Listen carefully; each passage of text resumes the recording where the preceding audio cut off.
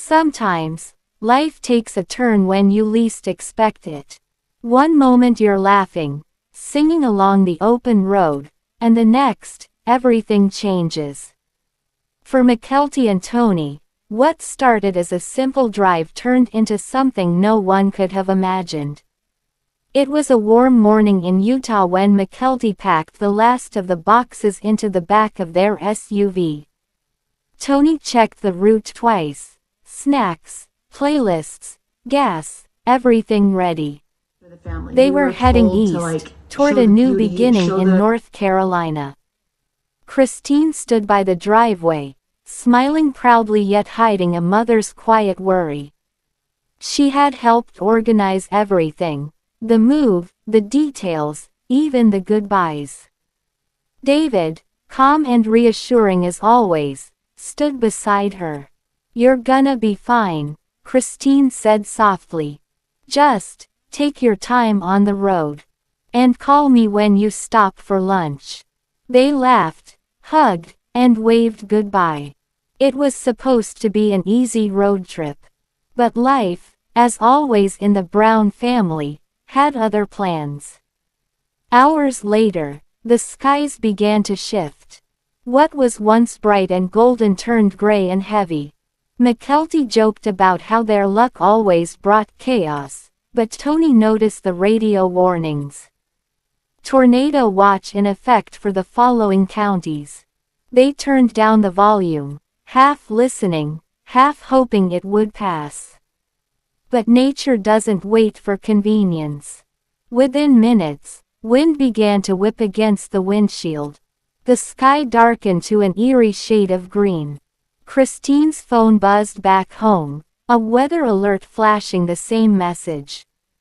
She froze. Something inside her, a mother's instinct, whispered, "They're in danger." Tony pulled to the side of the road as debris began to fly. Mykelti grabbed her phone. No signal. The world outside spun in chaos. "Hold on," Tony shouted. They ducked, praying as the tornado roared past like a freight train of wind and dust. Back home, Christine tried to reach them again. Her voice shook as she called Janelle. "They're on that route, the one near Oklahoma City. The storm's heading straight for them." Janelle's heart sank. She knew too well how fragile family ties, and life itself, could be. Meanwhile, far away in Arizona, Kody and Robyn were beginning something new. Their house, once filled with chaos and cameras, was quieter now. No laughter from the other wives. No shared dinners. Just silence, and plans. Kody was talking about rebuilding, moving forward, and starting fresh. But for Robyn, the air was heavy. She missed the big family, the togetherness, even if it came with pain. When the news of the tornado reached them, her eyes welled up. "That's Christine's daughter," she whispered.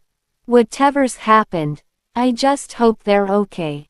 When the storm finally passed, Mykelti and Tony emerged from the car, shaken, but safe. The road was littered with branches, glass, and scattered memories. They looked at each other in disbelief. "We're alive," Tony whispered. "We actually made it." Christine's phone rang moments later. When she heard her daughter's voice, she broke down in tears. "You're safe, thank God. You're safe." It wasn't just relief. It was realization of how quickly everything could change. That night, as they stayed in a small roadside motel, Mykelti couldn't sleep.